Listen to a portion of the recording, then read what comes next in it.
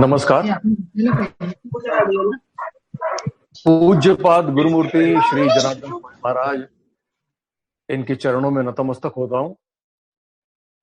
आदरणीय श्रद्धेय रामभाव गुरु जी, इनको सादर वंदन करता हूं।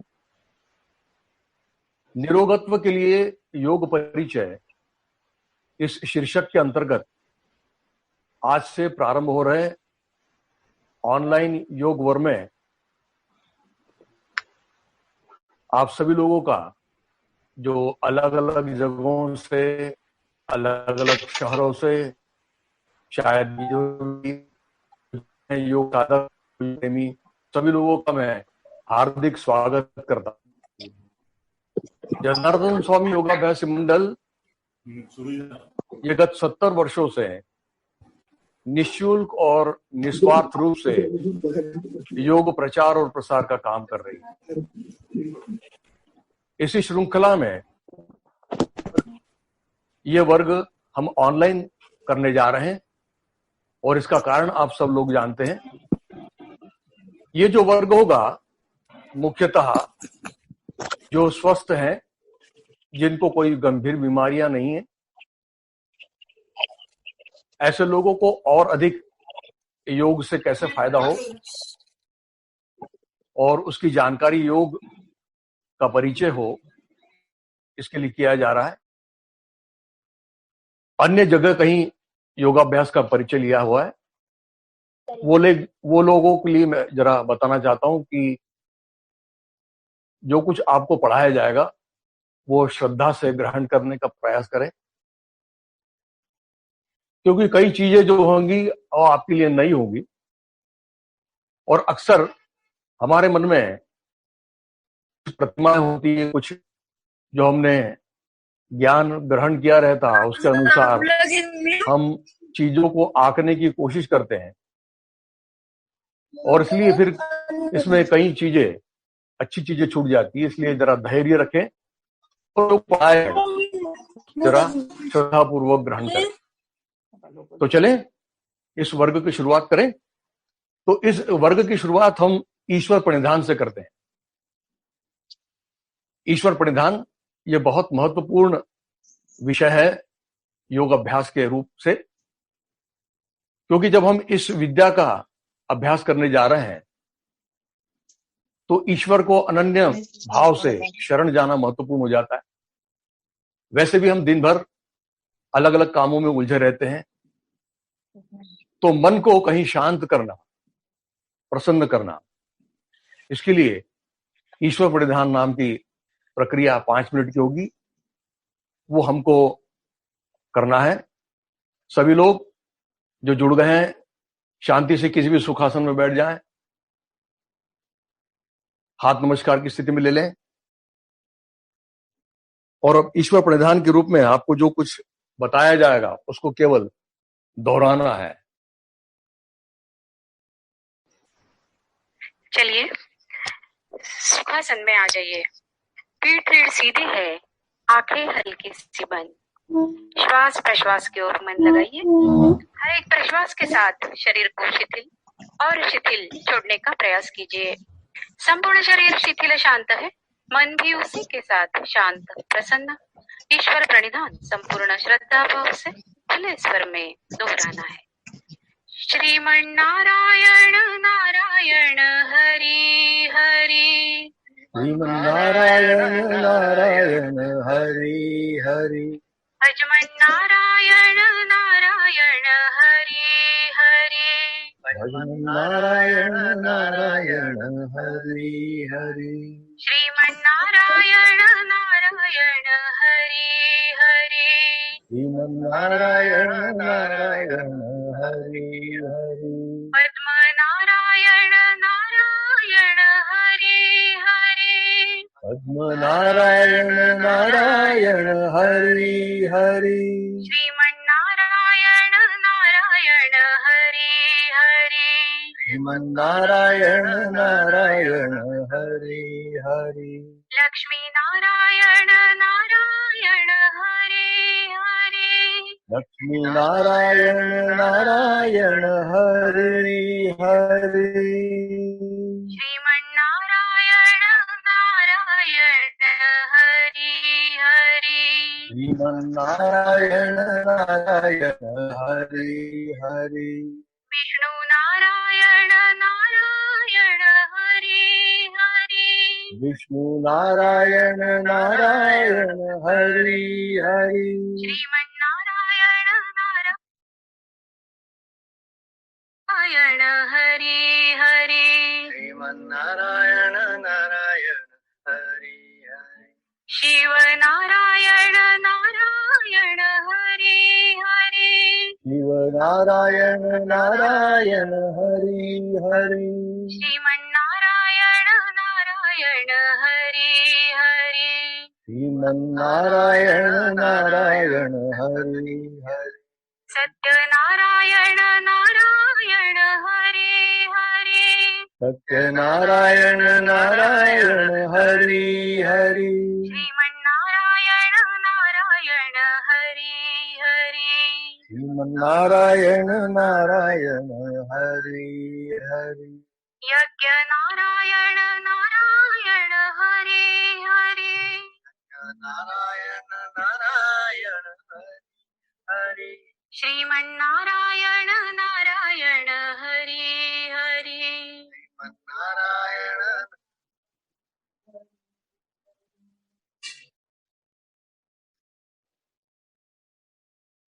शांत बैठे रहें, आंखें बंदी रखें।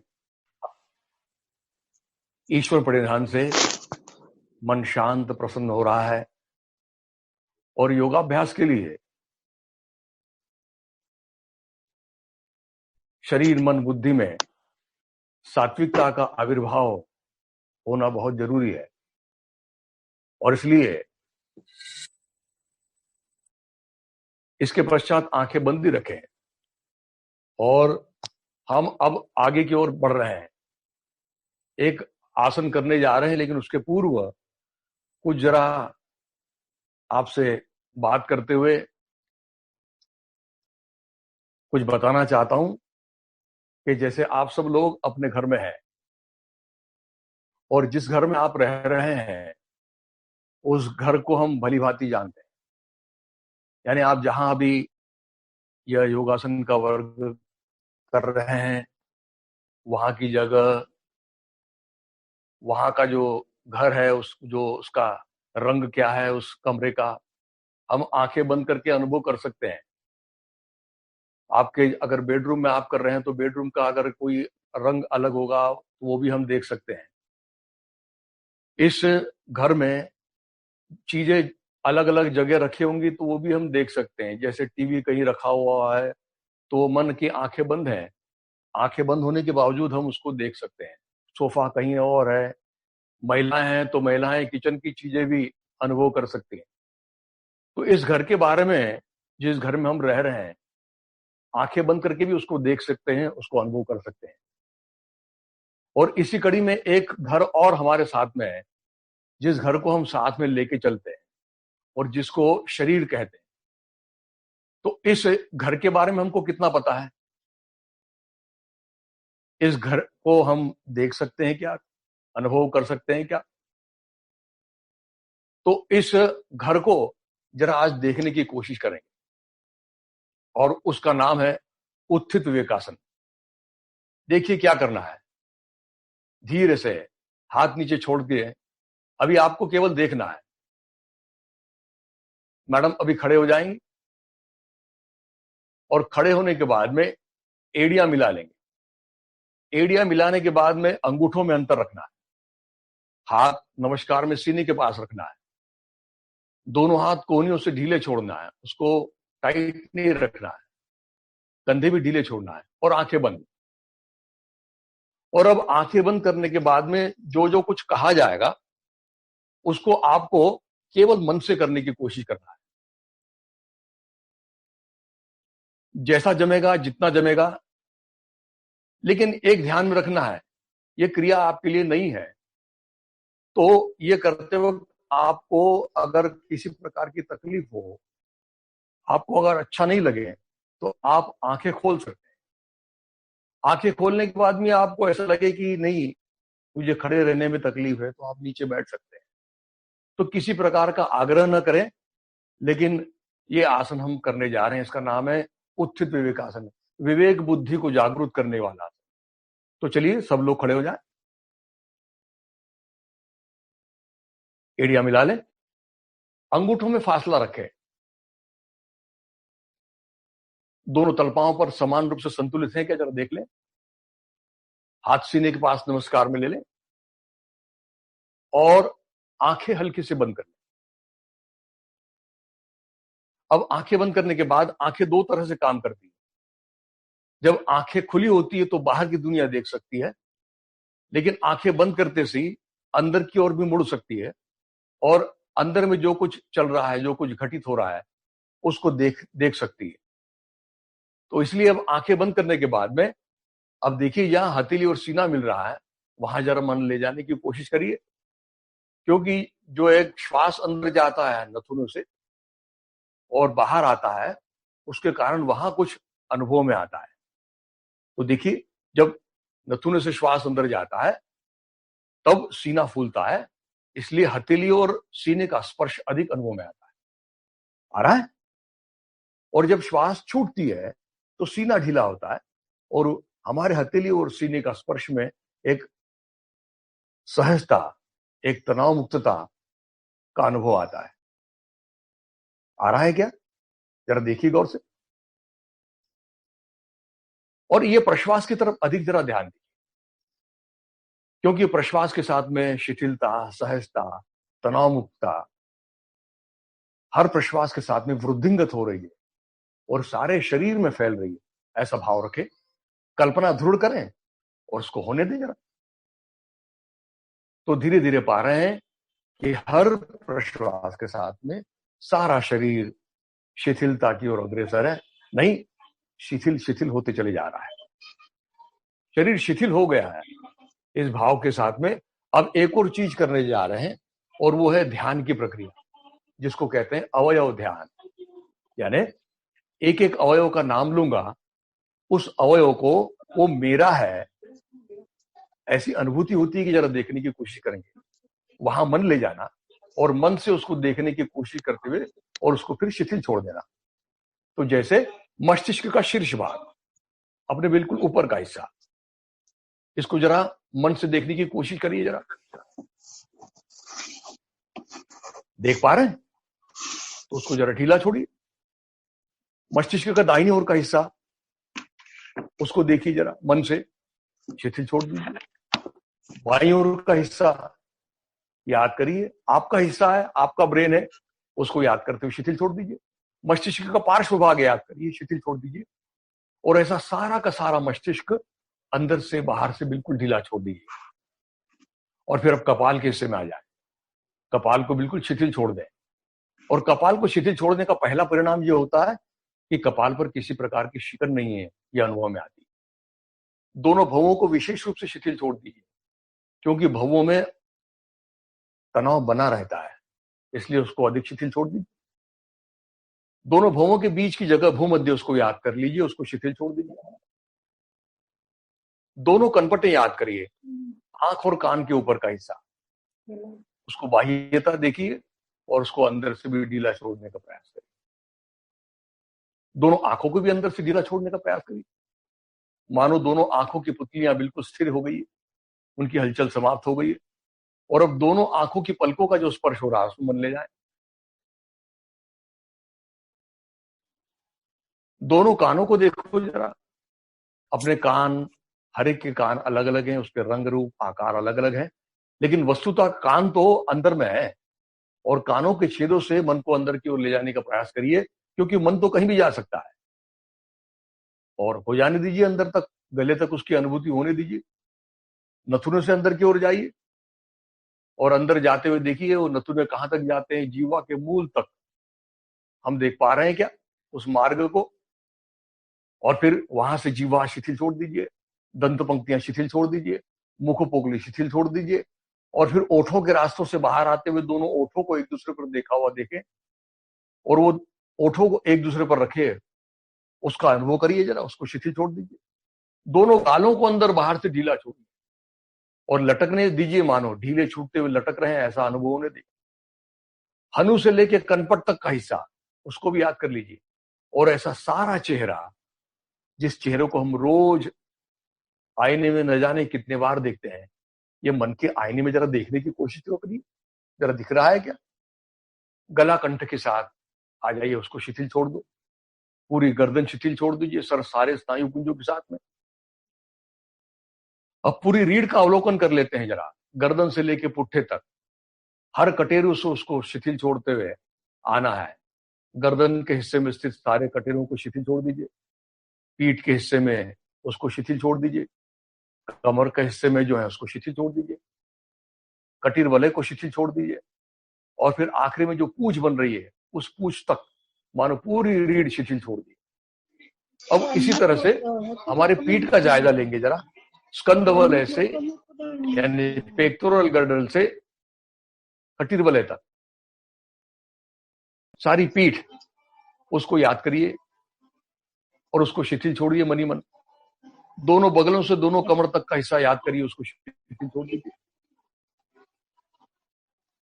अब संपूर्ण सीना याद कर लीजिए, दाहिने बगल से बाईं बगल तक आड़े में, कॉलर बोन से लेके आखिरी पसली तक खड़े में, और ऐसे सीने को अंदर बाहर से सारे अवयवों के साथ शिथिल छोड़ दीजिए। और अब आ जाइए नाभि के पास, और नाभि को शिथिल छोड़ दीजिए। नाभि सबसे महत्वपूर्ण चीज है, इस नाभि से ही हमारे सारे शरीर में 72,000 नाड़ियों का स्रोत फैला हुआ है, तो उस नाभि कंधों को अधिक शिथिल छोड़ दीजिए। अब नाभि के ऊपर का पेट, उसको जरा देखिए जरा, जिसको एपिगैस्ट्रिक एरिया कहा जाता है, उसको जरा अधिक शिथिल छोड़िए, क्योंकि ये वाला हिस्सा सारे रोगों की जड़ है, इसलिए उसको अधिक शिथिल छोड़ दीजिए। नाभि के बाईं ओर का हिस्सा, निचला हिस्सा, पेड़ू का हिस्सा, तलपेट का हिस्सा, उसको याद करिए, शिथिल छोड़ दीजिए। दाहिनी ओर का हिस्सा याद कर लीजिए, और ऐसा पेट पूरा गोलाकार रूप में याद करते हुए शिथिल छोड़ दीजिए। दोनों पुट्ठों का जोड़, दोनों पुट्ठे, दोनों जंघाओं को चौओर से याद करिए, गोलाकार रूप में अंदर बाहर से देखते हुए उसको स्पाइरली नीचे की ओर धीरे धीरे उतरते हुए घुटने तक आने दीजिए। दोनों घुटनों को शिथिल छोड़ दीजिए, दोनों पिंडलियों को ढीला छोड़ दीजिए, दोनों टखने शिथिल छोड़ दीजिए। दोनों एड़ियां, उन एड़ियों का जो अर्धगोलाकार स्पर्श हो रहा है उसमें मन लगाए जरा। दोनों तलपाओं का जो स्पर्श हो रहा है उसकी ओर मन लगाए। 10 उंगलियों को शिथिल छोड़िए, और ऐसा सारा शरीर सर से लेके पैर तक एक सरसरी निगाह से देख लें। और अब देखिए वो शरीर जरा हिल रहा है, तो जरा मन घुटनों में, कमर में लगाते हुए उसको स्थिर करने की कोशिश करिए। शरीर स्थिर हो रहा है, मन शांत हो रहा है, और ऐसे स्थिर शरीर और शांत मन से अपने इष्ट देवता का, अपने गुरु का, आज से हमारे गुरु जनार्दन स्वामी हो गए, तो उनका भी हम स्मरण करें, और अपने सामने विग्रह मूर्ति सामने साकार करने की कोशिश करें,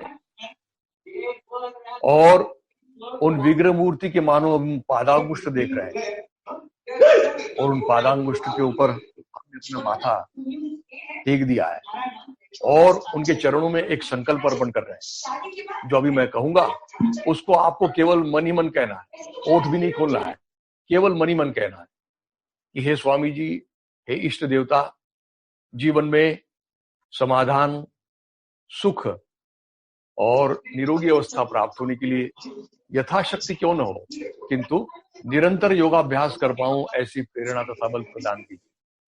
अब ये मनी मन टिकाया माथा, मनी मन उठाया है, और अब विग्रह मूर्ति के पादांगुष्ठ देख रहे हैं, चरण कमल देख रहे हैं, पद कमल देख रहे हैं, कटी कमल देख रहे हैं, रुद्र कमल देख रहे हैं, और अब मुख कमल देख रहे हैं। और मानो बंद आंखों के सामने मूर्ति साकार हो गई, तेजस्वी मुखमंडल है, उन्नत भाल प्रदेश है, माथे पर कुमकुम तिलक लगा हुआ है, स्नेहपूर्ण और आश्वस्त नयन है, विस्मित वदन है, गले में रुद्राक्ष और स्फटिक मालाएं विराजित है, वे आजानु बाहु है, कमल दलवत पांव तथा खड़ाऊ पहने हुए। ऐसी ये गुरु मूर्ति हमें आशीर्वाद प्रदान कर रही कि हमारा सारा योगाभ्यास गुरु पूजा के तौर पर सफल होने जा रहा है। इसी समाधान में अब गुरु स्तवन कहने जा रहे हैं। अब एक एक पंक्ति कहूंगा, उसको आपको खुले आवाज में कहना। तो चलिए तैयार हो जाए। मैं एक एक पंक्ति कहता हूं, गुरुर्ब्रह्मा गुरुर्विष्णु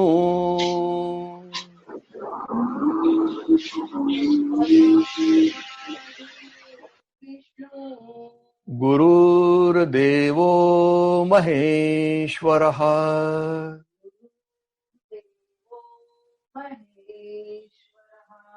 गुरुः साक्षात् परब्रह्म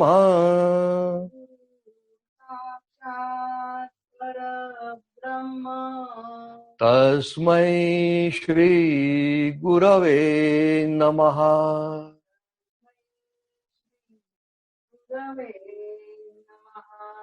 कृष्णाय वासुदेवाय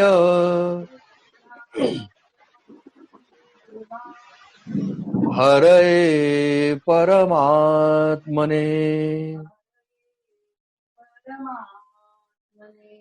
प्रणतक्लेशनाशाय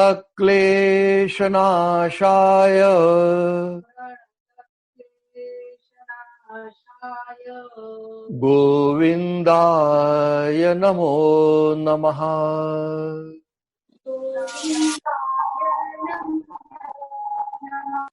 गोविन्दाय नमो नमः।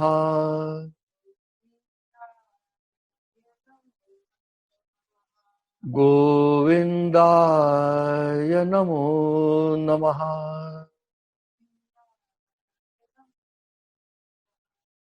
फिर एक बार गुरुमूर्ति की ओर मन लगाया है। प्रसन्न वदना वरदस्ता, गुरुमूर्ति के मानो आशीर्वाद प्राप्त हो गए। इस भाव के साथ में धीरे धीरे आंखें खोलिए, धीरे से हाथ नीचे की ओर छोड़िए और धीरे से नीचे की ओर बैठ जाएं। आज पहली दफा इतनी देर तक बंद आंखें रखते हुए अपने आप को देखने की कोशिश की है और ये सबसे बड़ी बात कर रहे हैं हम। ये सबसे बड़ी ध्यान की प्रक्रिया है और ध्यान की प्रक्रिया के लिए हमने अपने आप को चुना है और अपने आप के साथ में मन बड़े सहजता के साथ में समाहित हो जाता है। और इस तरह से देखिए जरा, क्या लग रहा है? मन शांत है, प्रसन्न लग रहा है।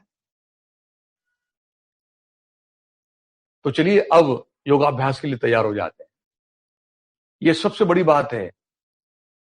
इसके माध्यम से विवेक बुद्धि को जागरूक करना, सारे शरीर और मन को जोड़ना, और जहां शरीर और मन का जुड़ जाता है वहीं से योग प्रारंभ होता है। और इसलिए ये सबसे जरूरी चीज है कि मन जो हमेशा संकल्प विकल्प करते रहता है उसको कहीं ना कहीं एकत्रित करना जरूरी हो जाता है। और इसलिए इस उत्थित विवेकासन के माध्यम से शरीर को मन से जोड़ दिया, शरीर मन तैयार हो गए योगाभ्यास के लिए। तो अभी ये देखिए, एक हम आसन सीखने जा रहे हैं, उसका नाम है शरीर संचालन। अभी सभी लोग जरा बैठे हुए देख लें, अब तैयार हो जाएं शरीर संचालन के लिए। देखिए कैसे करते हैं शरीर संचालन। दोनों पैर में अंतर लेना है, कंधों की चौड़ाई इतना। और जैसे हम जब शरीर में किसी प्रकार की उबासी आ जाती है, शरीर में अलाली आ जाती है, तो उसको कैसे दूर करते हैं? तो एक शरीर को हल्का सा आलस दे देते हैं, शरीर को ऊपर उठा के शरीर को थोड़ा सा दाहिनी तरफ बाईं तरफ मरोड़ लेते हैं। तो जो आलस देने के बाद में जो शरीर खुलापन का अनुभव करता है, वही कुछ चीज इसमें जोड़ दी है, लेकिन जरा विशेष रूप से इसको जोड़ा हुआ है। तो देखिए कैसे करना है। अच्छा, हम सब लोग जो कर रहे हैं, योगाभ्यासी मंडल की ये सबसे बड़ी खासियत है कि हम सामूहिक रूप से योगाभ्यास पढ़ाते हैं। तो इस सामूहिक रूप से योगाभ्यास पढ़ाने के लिए एक विशेष पद्धति है। तो पहले देखिए कि क्या करना है। शरीर के ऊपर के हिस्से को जरा दाहिनी तरफ मरोड़ना है, बाईं तरफ मरोड़ना है, पीछे की ओर झुकाना है, सामने की ओर झुकाना है, इतनी प्रक्रिया करना है। तो यह करते वक्त हमको देखना है कि शरीर को मानो एक कपड़े की तरह समझना है, और कपड़े धोने के बाद में जिस तरह से उसको निचोड़ते हैं उस तरह से शरीर को निचोड़ना है और शरीर में स्थित रीढ़ को मरोड़ना है। तो देखिए क्या करना है।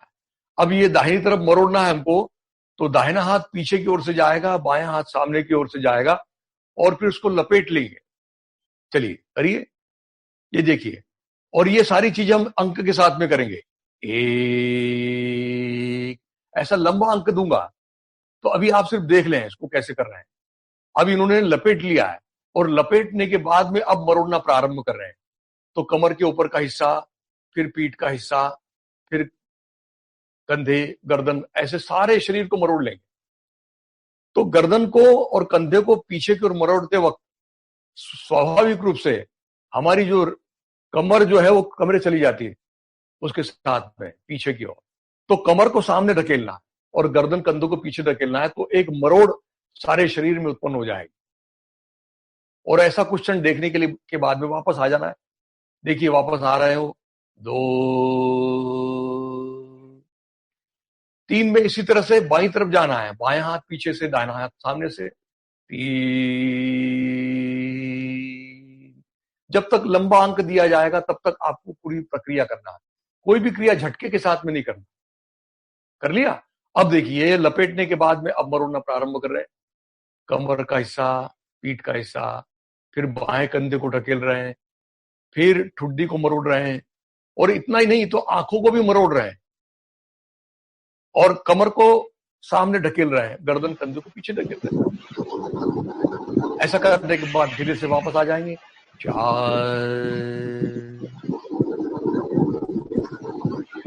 फिर 5 में दोनों हाथ कंधे की रेशा में ले लेंगे। 5, दोनों हाथ कंधे की रेशा। अभी हाथ कंधे की रेशा में आए कि नहीं इसको देखने की जरूरत नहीं है आंखों से, हमको अंदर से महसूस होना चाहिए। और कंधों से, कोहनियों से, कलाइयों से उसको बाहर खींचेंगे। फिर हथेलियां ऊपर करते हुए दंड कान से लगाएंगे। 6।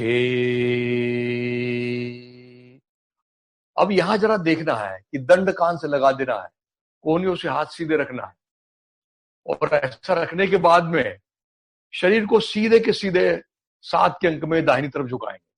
7।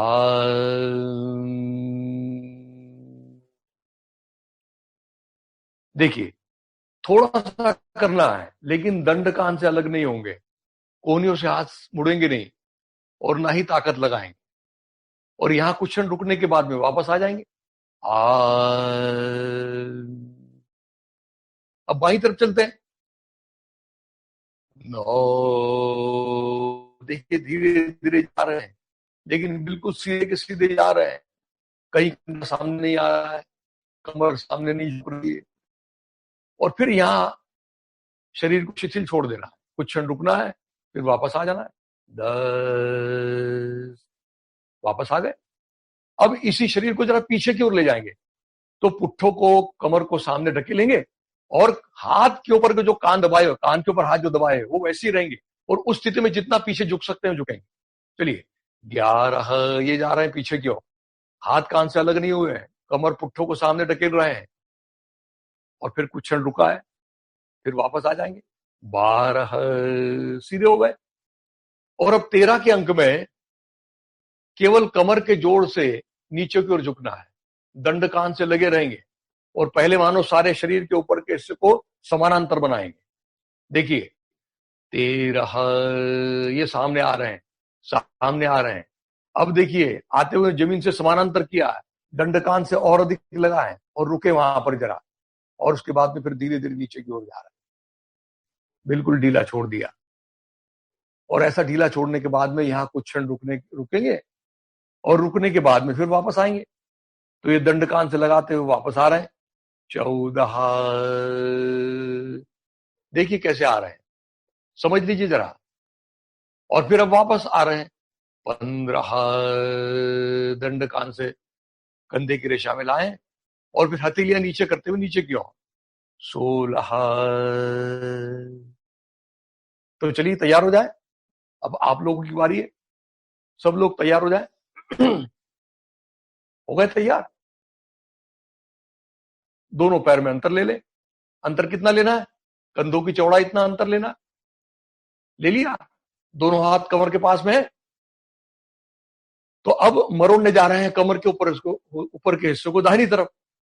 तो मैं जब अंक दूंगा तब दाहिना हाथ आपका पीछे से जाएगा, बायां हाथ सामने से जाएगा। चलिए 1, दाहिना हाथ पीछे से, बायां हाथ सामने से, हाथ नीचे की तरफ रहेंगे, ऊपर नहीं रहेंगे। लपेट लिया। अब लपेटने के बाद में अब मरोड़ना प्रारंभ करें। तो पहले कमर का हिस्सा, पेट का जो पिछला हिस्सा उसको मरोड़ रहे हैं, फिर पीठ का हिस्सा, फिर कंधों को ढकेला पीछे की ओर, फिर गर्दन को मरोड़ रहे हैं, और गर्दन ऐसी मरोड़ रहे हैं कि सीधी रखते हुए मानो दाहिने कंधे की रेशा में आ गई, और जो दाहिना हाथ पीछे से लिया हो मानो पीछे से सामने की ओर आ रहा है, और सामने वाला हाथ पीछे की ओर जा रहा है। अब जरा कुछ क्षण रुक जाइए, जरा देखिए क्या हो रहा है। शरीर में जो मरोड़ उत्पन्न हो रही है उसको जरा देखिए। अब इसके साथ में कमर चली जाती है, तो कमर को सामने ढकेलो, गर्दन कंधे को पीछे ढकेलो, शरीर रूपी कपड़े को निचोड़ रहे हैं, मरोड़ रहे हैं। ऐसे भाव के साथ में कुछ क्षण जरा अंदर की ओर झांके, क्या हो रहा है। इसका सारा परिणाम रीढ़ में हो रहा है, शरीर के अंतस्थ इंद्रियों के ऊपर हो रहा है। और ऐसा कुछ क्षण रुकने के बाद वापस आ जाइए। 2, बहुत अच्छा। अब इसी तरह से बाईं तरफ जाएंगे। 3, बाईं तरफ जा रहे हैं तो बायां हाथ पीछे से जाएगा, दाहिना हाथ सामने से जाएगा, और अच्छी तरह से लपेट लीजिए। और लपेटने के बाद में फिर मरोड़ना प्रारंभ करें, और क्रम हमेशा याद रखना है। कमर का हिस्सा, पीठ का हिस्सा, कंधे, गर्दन, और फिर आंखें भी अंदर की ओर मरोड़ लो मानो, और दोनों आंखों से मानो बाएं कान को देखने की कोशिश करें। और देखिए कमर थोड़ी जा ही रही है तो कमर को सामने ढकेलो। फिर कुछ क्षण रुको, जरा देखिए क्या हो रहा है। जो कुछ क्रिया की उस क्रिया के साथ में पूरी तरह से जुड़े रहते हुए जो कुछ हो रहा अंदर उसकी ओर ध्यान देना, ये सबसे महत्वपूर्ण चीज है योगाभ्यास में। फिर धीरे से वापस आ जाइए। 4, आ गए। तो चलिए दोनों हाथ कंधों की रेशा में ले जाएंगे। 5, कंधों की रेशा में आ गए। अच्छी तरह से उसको बाहर निकालिए जरा, और अब हथेलियां ऊपर करते हुए दंड कान से लगाएंगे। 6, ऊपर की ओर आ जाए, दंड कान से लगा दें। पूरी तरह से शरीर को जरा ऊपर खींच लें, कमर से, कंधों से, बगलों से, कोहनियों से। अब इस स्थिति में कोई परिवर्तन न होने दें, और ऐसे के ऐसे ही जरा दाहिनी तरफ झुकेंगे। 7, अपने दाहिनी तरफ, लेकिन हाथ कान से अलग नहीं होंगे, थोड़ा सा करेंगे, ज्यादा करने की आवश्यकता नहीं, सही करने की आवश्यकता है। और इसमें थोड़ा रुकने की कोशिश करिए, जरा कठिन स्थिति है, देखने में हमको ऐसा अनुभव नहीं हुआ था, लेकिन जब करते हुए अनुभव में आ रहा है। और देखिए जरा बाईं तरफ से सारा खिंचाव देखिए, दाहिनी तरफ से सारा दबाव देखिए, रीढ़ में, सारे शरीर के अंदर केंद्रों में, मुख्य रूप से हार्ट में उसका परिणाम हो रहा है। और फिर धीरे से वापस आ जाइए। 8, बहुत अच्छा। बाईं तरफ चलते हैं। 9, चलिए धीरे धीरे धीरे धीरे जाइए। बहुत अच्छा। दंड कान से अलग मत होने दीजिए, और जो स्थिति मिल गई उसमें जरा रुकते हुए जरा देखिए जरा क्या हो रहा है अंदर में। रुकना बड़ा मुश्किल हो रहा है, लेकिन थोड़ा रुकना पड़ेगा, देखना पड़ेगा, झांकना पड़ेगा। और फिर धीरे धीरे वापस आ जाइए। 10, वापस आ गए। बहुत अच्छा। अब पीछे की ओर जाएंगे। पीछे की ओर जाते वक्त भी हमेशा याद रखना है कि हाथ कान से अलग नहीं होंगे। चलिए 11, पुट्ठों को ढकेलो सामने, गर्दन को पीछे, दंड कान से लगाओ, और जरा रुकिए थोड़ा सा, यहां भी रुकने की कोशिश करिए। धीरे से सीधे हो जाओ। 12, बहुत अच्छा। अब सामने की ओर झुक रहे हैं, तो जैसे हम किसी सूटकेस को बंद करते हैं तो कैसे एक ही जोड़ होता है, वैसे कमर का केवल जोड़ है, तो बिल्कुल सीधे के सीधे आना है। चलिए 13, दंड कान से लगे हुए हैं, कमर से केवल आ रहे हैं, शरीर को जमीन से समानांतर कर रहे हैं, और वहां थोड़ी देर रुक रहे हैं, और फिर रुकने के पश्चात जा रहे हैं नीचे नीचे नीचे नीचे नीचे, और बिल्कुल शरीर को शिथिल छोड़ दिया, बिल्कुल ढीला छोड़ दिया।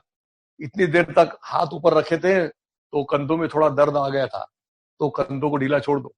गर्दन को बिल्कुल अंदर डाल दो, ताकि बिल्कुल मस्तिष्क का शीर्ष भाग जमीन से परपेंडिकुलर हो जाए। और सबसे महत्वपूर्ण चीज यानी अब यहां घुटनों से पैर बिल्कुल सीधे रखो, और जो कुछ स्थिति मिल गई उसमें जरा रुकी है। ये बड़ी महत्वपूर्ण चीज है। अब जरा कमर में ध्यान दीजिए जरा,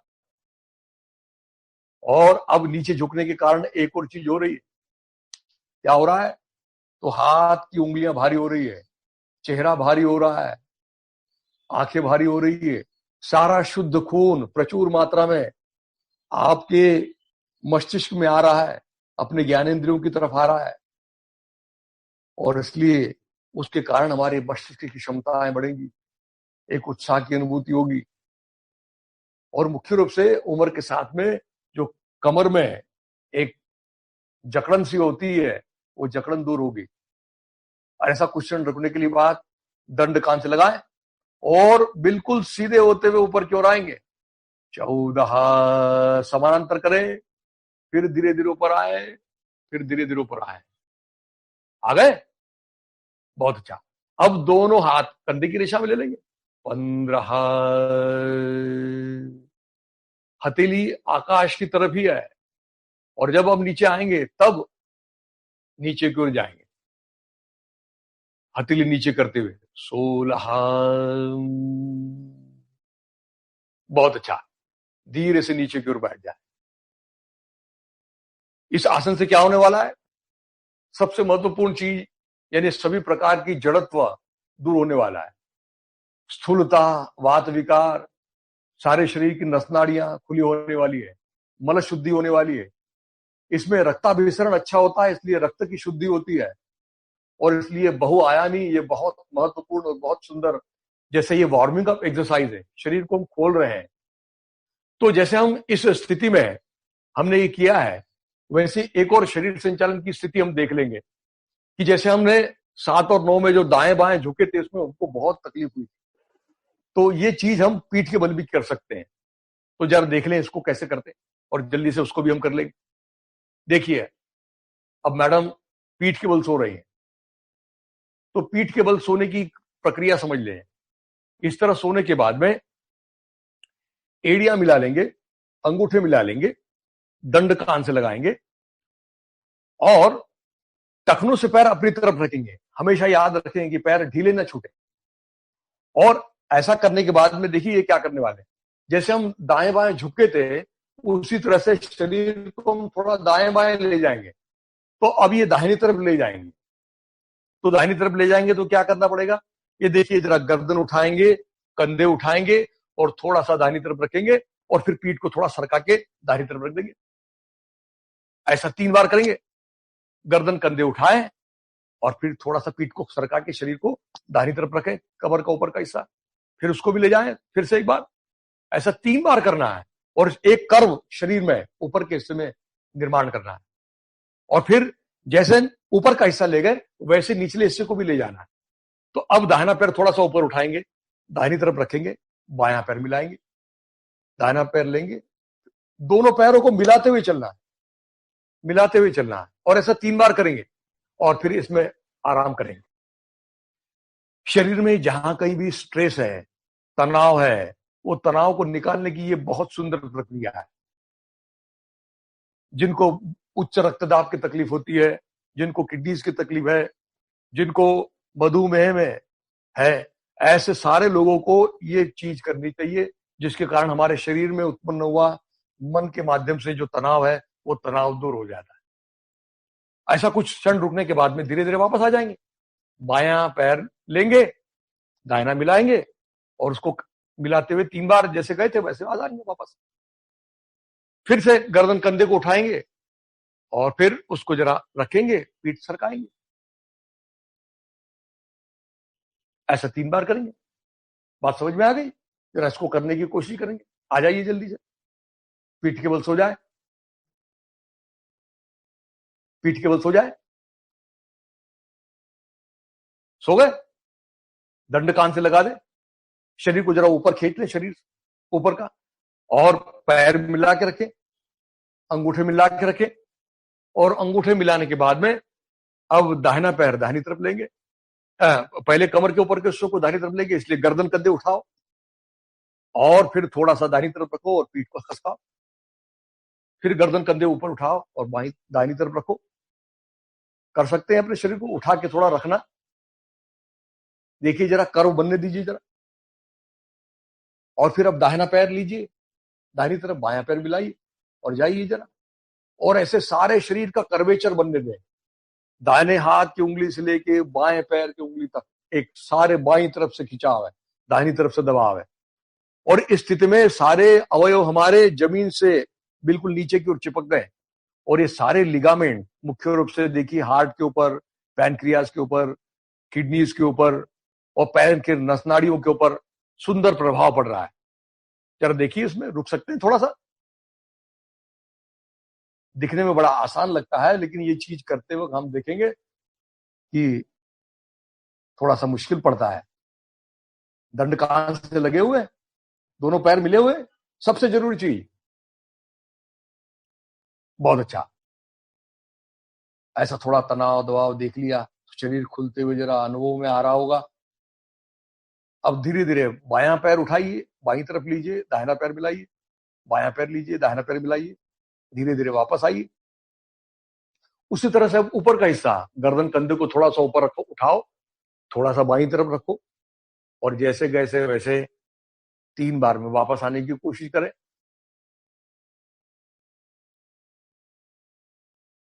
कर लिया?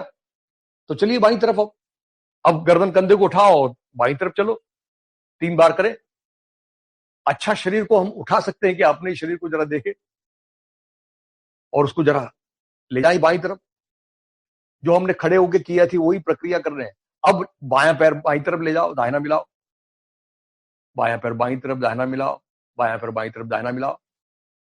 देखिए जरा, अब इसमें एक देखिए, कोशिश करें कि आपकी कमर नहीं उठनी चाहिए। ये देखिए जरा, दिखा दीजिए कैसे उठ जाती है। ये ऐसी कमर उठ जाती है, घुटने मुड़ जाते हैं, नहीं, इसको बिल्कुल दबा के रखना है। दोनों कंधों को भी दबा के रखना है, गर्दन भी सीधी रखना है। और देखिए अब उसका परिणाम, अब दाहिनी तरफ से सारे लिगामेंट्स के ऊपर, सारे अंदर के इंद्रियों के ऊपर सभी प्रकार का तनाव दूर हो जाता है। और चलिए फिर धीरे धीरे वापस आ जाइए, दाहिना पैर लिया, बायां पैर मिलाते हुए 3 बार में वापस आ जाइए, धीरे धीरे धीरे धीरे धीरे धीरे। बहुत अच्छा। अब फिर से गर्दन कंधों को उठाओ, थोड़ा दाहिनी तरफ रखो और पीठ को खसकाओ।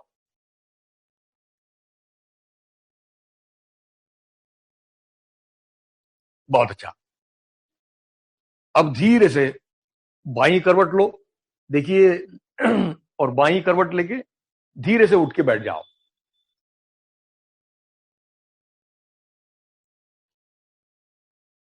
और सादी पालथी डाल दी।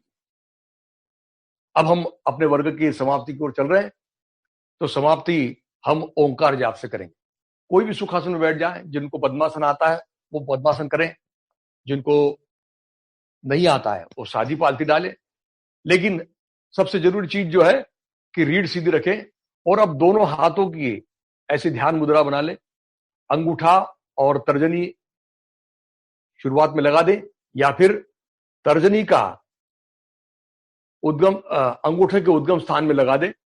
और सबसे जरूरी चीज, इसमें ऐसे कोहनियां टाइट नहीं रखनी है, कोहनियां अंदर मोड़ के कमर से लगाना है, और दोनों हाथ के तलवे दोनों तलवों के ऊपर रखना है।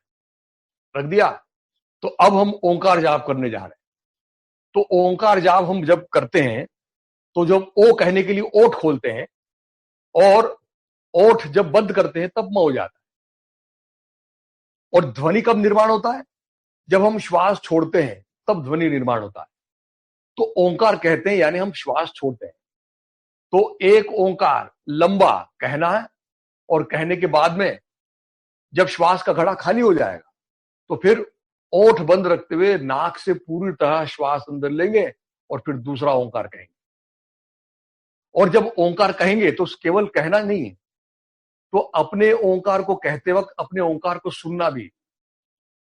और जब ओठ बंद करते हैं, तब जब नाक से अंदर श्वास जाती है तब नाक में कुछ घर्षण होता है। तो जब हम ओम कहते हैं तब ध्वनि निर्माण होता है। जब ओठ बंद करते हैं तब एक निनाद, एक गूंजन निर्माण होती है। और जब श्वास अंदर जाता है उससे घर्षण होता है।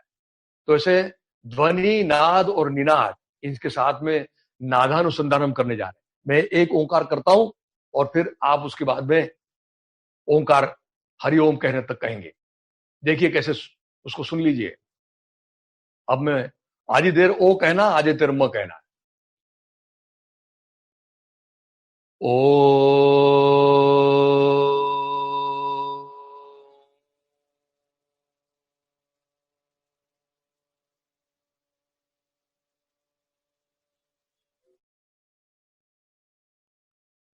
ओठ बंदी रखना है, नाक से श्वास आने देना है, और फिर दूसरा ओंकार दूसरे प्रश्वास के साथ में कहना है। चलिए तैयार हो जाए। तैयार है? हरिओम कहने तक ओंकार कहेंगे खुले आवाज में, बिना संकोच के। जितना बिना संकोच कहेंगे और जितना बड़ी आवाज में कहेंगे उतना अच्छा परिणाम होगा। तो चलिए हरिओम कहने तक ओंकार प्रारंभ करें। ओ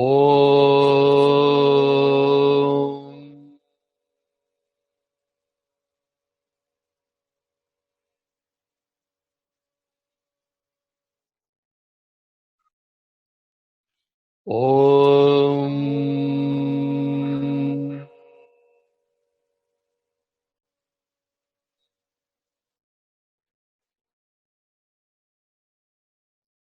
ओम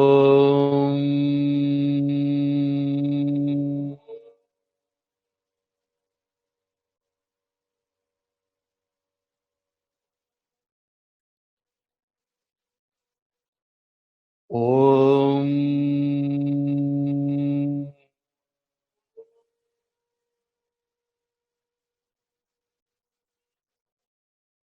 हरि ओम।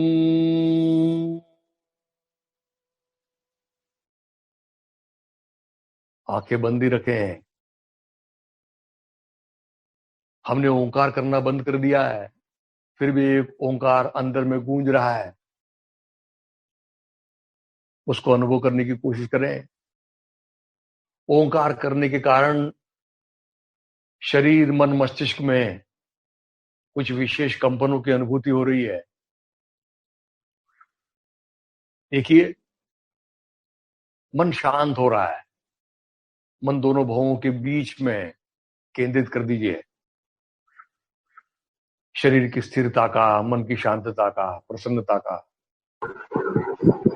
अनुभव लेते हुए धीरे धीरे देह भान लेते हुए आंखें खोलिए। और अब हम प्रार्थना कहने जा रहे हैं, और प्रार्थना के बाद में हमको गुरु जी का मार्गदर्शन मिलने वाला है। तो प्रार्थना के लिए अब समझ लीजिए दोनों घुटनों के बल आ जाए, पैर की उंगलियां सुला दें, हाथ नमस्कार में ले लें, आंखें हल्की से बंद कर लें। एक एक पंक्ति कहूंगा, उसको खुली आवाज में कहें। ओम पूर्णमदः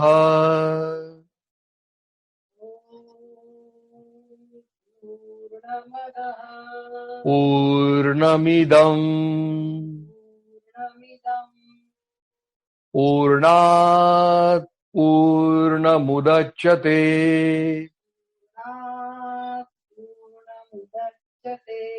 पूर्णस्य पूर्णमादाय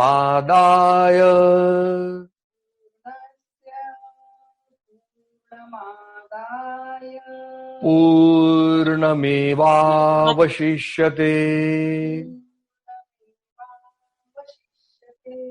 ओम शांति शांति शांति।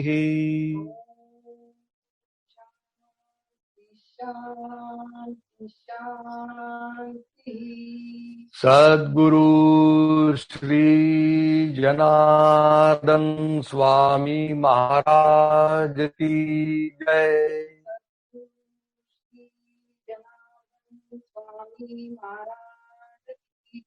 धीरे से हाथ पीछे की ओर बांध लें, एड़ियों पे बैठ जाएं और फिर माथा सामने टिका दें।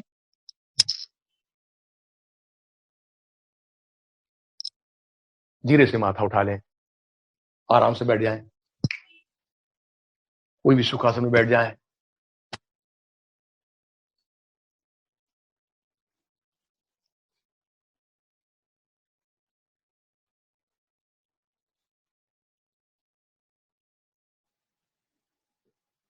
नमस्कार। आज हमारा एक नया वर्ग प्रारंभ हुआ है। बिल्कुल योग से परिचित नहीं ऐसे सभी लोगों को, क्योंकि अभी तो ये कोरोना का जो महामारी आ गई है, इसमें इसके उपाय जो बता रहे हैं, जैसे कोई बोल रहा है कि भाई मुंह में मास्क लगाओ, कोई बोलता है 2 गज दूरी, तीसरा कोई बोलता है कि सैनिटाइजेशन, कोई दवाई नहीं है। और डॉक्टर लोग बताते हैं कि इस पे एक उपाय जरूर है, और वह है यानी योग। ऐसा बहुत, और योग के बारे में प्रचार अच्छा चालू है। और वो योग कौन सा होना चाहिए? योग होना चाहिए मन को शांत करने वाला योग। अब बहुत जोर जोर से ताली पीते हैं, हंसे, ये योग नहीं। मन उससे तो उत्तेजना बढ़ती जाएगी। तो इसलिए सोचा योगाभ्यास मंडल ने कि एक अच्छा वर्ग जो मन को शांत क्यों करने वाला हो, क्योंकि योग का बेसिक जो डेफिनेशन है वो तो बड़ा सुंदर है, योग चित्त वृत्ति निरोधा। और यह चित्त वृत्ति का निरोध यानी ही मन को शांत बनाना, मन की सब प्रकार की अनावश्यक डर, अनावश्यक भीति, अनावश्यक उत्तेजना, अनावश्यक नैराश्य, ये सब समाप्त कर मन करारे प्रसन्न सर्वसिद्धि के कारण, ऐसा जो कहा गया है, उसकी तरफ ले जाना मन को, यह पहला भाग है। और उसको ले जाने के लिए योग करना। कौन सा योग करना है? तो तन और मन इनको जोड़ने वाला योग। और इसलिए योग करते समय अत्यंत शांत चित्त से, अभी जैसे आप लोगों ने किया शरीर संचालन, आप लोगों ने किया फिर उत्थित विवेकासन, आप लोगों ने किया ओंकार जाप, और ये सब जब कर रहे थे तो उस समय मन जोड़ रहे थे। शिक्षक बता रहे थे आपको कि अंदर डालिए मन, देखिए कहाँ कैसे परिणाम हो रहा है। ऐसे धीरे धीरे अंदर में देखते गए तो फिर हम लोगों को पता चलेगा कि योग हमारे शरीर के सभी अवयवों पर काम करता है। और सभी अवयव यदि उस पर एक छोटा सा मर्दन हुआ, जिसको यौगिक मर्दन कहते हैं, ये जो शरीर संचालन किए ना, उसमें मर्दन हो जाता है। और ये मर्दन होने के कारण अंदर में जो रुकावट होगी, जो अनावश्यक मल इकट्ठा होगा, वो सब रुकावट दूर होते हुए मल इकट्ठा होने की प्रक्रिया समाप्त होकर शरीर के सारे इंद्रिय अच्छे काम करने लगते हैं। ये सबका एक सुंदर समन्वय होने लगा तो फिर मन प्रसन्न होने लगता है। और यह मन प्रसन्न करने की किमया यानी योग है, यह हमको भी अनुभव आने लगेगा, आप शांत लगेगा। अनावश्यक जो भीति है, अनावश्यक डर है, अनावश्यक उत्कंठा है, ये सब थोड़ी सी शांत होते हुए संयम, धैर्य यह प्राप्त होने लगेगा। उसी के लिए बारंबार कहा जाता है कि आसन करते समय, अभी तो आज पहला ही दिन है तो आपको तो देखना पड़ेगा कैसे बता रहे हैं शिक्षक, कैसे कर रहे हैं उसके अग्रेसर, यह देखते देखते करेंगे, पर 1-2 दिन में याद आ जाएगा। और वह याद आ गया, समझ गया, तो उसका उपयोग मुख्यतः आप लोगों को करना है आंखें बंद करते हुए, तन के अंदर में मन डाल के योग करेंगे तो तन, मन और बुद्धि, ये जो 3 स्तरों पर अपना अस्तित्व है इसका, और बहुत सही ढंग से होगा परिणाम। और हम एक अच्छे, शांत, संयमी, धैर्य के इंसान बनने लगेंगे। आज जो शरीर संचालन किया ना हम लोगों ने, ये शरीर संचालन कैसा था? शरीर संचालन सुंदर था, बहुत सुंदर था। उसमें खड़े होकर जो किया है, उससे रीढ़ के हर कशेरु को और हमने मरोड़ा है, शरीर को नहीं मरोड़ा, रीढ़ के कशेरु को मरोड़ा है। और वो कशेरु में से हमारे अलग अलग मज्जास्था के तंतु पूरे शरीर में फैलते हैं। तो वहां रीढ़ के हर कशेरु के बीच में जो मल है, और उसके एक लिथार्जिक अवस्था आ गई है, उसको दूर किए तो शरीर के अंतस्थ सारे इंद्रिय अच्छे ढंग से काम करने लगते हैं और इसलिए शरीर का स्वास्थ्य सुधरता है। सब नस नाड़ियां खुली हो जाती है, सब स्नायु पुंज खुले हो जाते हैं और सब जोड़ भी खुले हो जाते हैं। ऐसा एक सुंदर काम हमारा चालू हो जाता है। यह हमको समझना है। यह यदि हम समझ लेते हैं तो फिर हमको शरीर संचालन में मन लगाना और आसान जाएगा। बुद्धिगम्य भी होना चाहिए योग। मन, तन और बुद्धि, ये तीनों का ही और सही उपयोग, सही समन्वय शरीर संचालन में होता है। तो बहुत अच्छा हुआ, ओंकार का जाप भी किया। ओंकार का जाप तो बहुत उपयोगी है, बहुत उपयोगी है। हाँ, आपको शायद बराबर सुनाई नहीं दिया होगा, पर वह ओंकार में जितना देर ओ कहते हैं उतना ही, और वो 5-7 सेकंड ओ कहना, फिर होठ बंद करके म कहना रहे, और म भी 5-7 सेकंड कहते रहना, ज्यादा भी कह सकते हैं। आज क्योंकि ये जो यंत्र है, यंत्र में होठ बंद करने के बाद मकार का आवाज सुनाई नहीं देता, तो आपको शायद सुनाई नहीं दिया होगा। आपको लगता होगा कि ये कैसे ओंकार हो रहा है, तो पर वास्तव में वो यंत्र के जो कमियां हैं उसके कारण आपको ओंकार पूरे सुनाई नहीं दिए। ये जरूर याद करिए। तो ओंकार के समय इतना जरूर क्या रहे कि अपना आवाज सुनना है दोनों कानों से। उसी समय मस्तिष्क के अंदर में बहुत कंपन होते हैं, वे भी सुनना है, और कहने के बाद रुकते हैं, क्योंकि आगे ये प्रश्वास में कहते हैं तो खूब देर प्रश्वास छोड़ नहीं सकते, तो श्वास लेनी पड़ती है। लेते हैं तो नाक के अंदर में घर्षण होता है, उसकी भी आवाज आती है। ये तीनों आवाजों के साथ उसको सुनते हुए, मन जोड़ते हुए यदि हम ओंकार का जाप करें तो उसको नारानुसंधानम ओंकार जाप कहते हैं। और यह बहुत अच्छा नाम, ओम तो ईश्वर का नाम है, तस्य वाचकः प्रणवः, और ओंकार यदि उसका नाम है और वो भी निकनेम है, प्यारा नेम, तो बहुत जल्दी और भगवान अपनी आवाज सुन लेता है।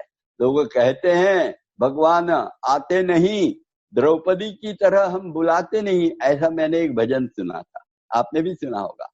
पर ये ओंकार का जाप, ये द्रौपदी की तरह बुलाना है भगवान को, और इसलिए जरा मन लगा के, चेहरे पे एक मंद मंद स्मित रखते हुए और आंखों में चश्मा इत्यादि ना रखते हुए, बड़े शांत चित्त से, गर्दन ऊपर ना करते हुए, थोड़े सा ठुड्डी का कंठ पे हल्का दबाव निर्माण करते हुए ओंकार कहेंगे तो इसके बहुत बहुत लाभ होंगे। और ये जो प्रार्थना है वो तो बहुत बड़ी चीज है, उसके बारे में बाद में सुनेंगे। अभी वर्ग का समय समाप्त हो रहा है और हम इसलिए यहीं रुक जाएंगे, कल फिर आगे सुनेंगे, थोड़ा थोड़ा सुनते जाएंगे। नमस्कार।